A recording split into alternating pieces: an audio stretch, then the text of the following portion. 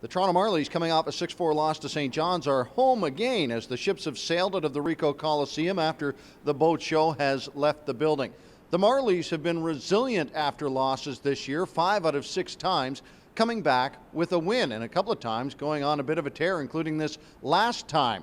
As they lost to Cleveland 2-1 to end off the old year, they started the new year off right as they went on a 7-0 tear. That is the best one of the season so far. So resiliency or determination, is that what drives the Marlies after a loss? It turns out there's another answer that's a little more obvious. Of course, it has been the one that they have turned to all year: learning.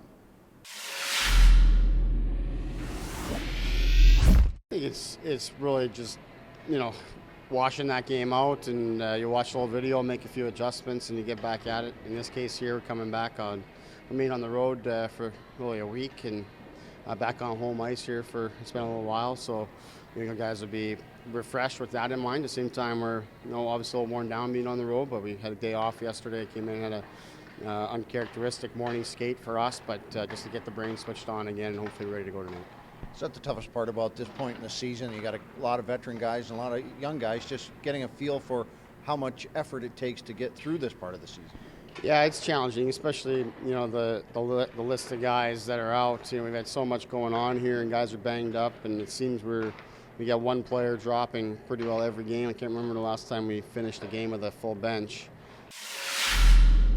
They've certainly given us fits over the first few games against them. They're a very good team, obviously, very talented, they're well coached, and the thing I like best about the Marlies and watching them against us is that they play hard in all areas of the rink. So they're a tough matchup for us. But as far as we're concerned, I think we need to pick up the pace and kind of make them play more defense. I found over the first few games against Toronto, we were in our end a lot. They were controlling the play a lot in our end, which led to less energy to go on offense and more line changes coming out of our zone instead of going on the attack. So we'd like to get more of an attack mode mindset where we are playing, their end of the ice a little bit more, hanging on to pucks a little bit more, and forcing them to play D. Andrew, what do you see out of this Syracuse Crunch team that always seems to play a tight game with you guys? Yeah, they're a big, heavy team. They like to play physical, and they've given us a run for our money kind of every time we play this year. As far as I can remember, every game's kind of been a 1 or 2 goal game, so they've been really close. What are you guys working on? I know at this point of the year, a lot of it is maintenance and rest, and is that part of the scheme right now? Yeah, for sure. Our schedule's been so crazy.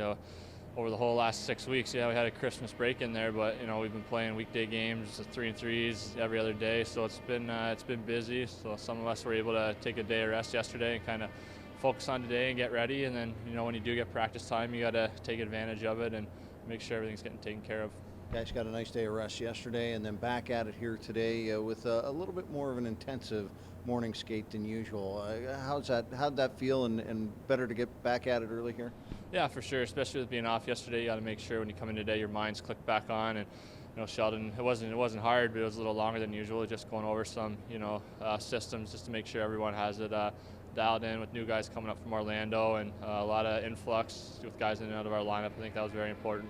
Well, as Andrew Campbell points out, there's a lot of movement in the Marlies lineup these days, and certainly when you look at the injuries and the call-ups, there exists some opportunity for folks like Eric Faye, who joined the team on the weekend. Eric Bayer comes in as Justin Hall was injured over the course of the weekend in St. John's.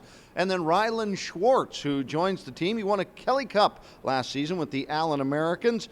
And home fans are going to get a chance to see Jeremy Moore, and he joined the team just prior to the Manitoba trip. Connor Brown skated today, no red sweater, and that means that he's got to be a little bit closer to coming back. The next 3 games for the Toronto Marlies, 5 before the All-Star break. That's 2 against Utica this weekend, both games at 3 o'clock on Saturday and Sunday. And the Marlies are off to Grand Rapids and then back home next Saturday to Binghamton.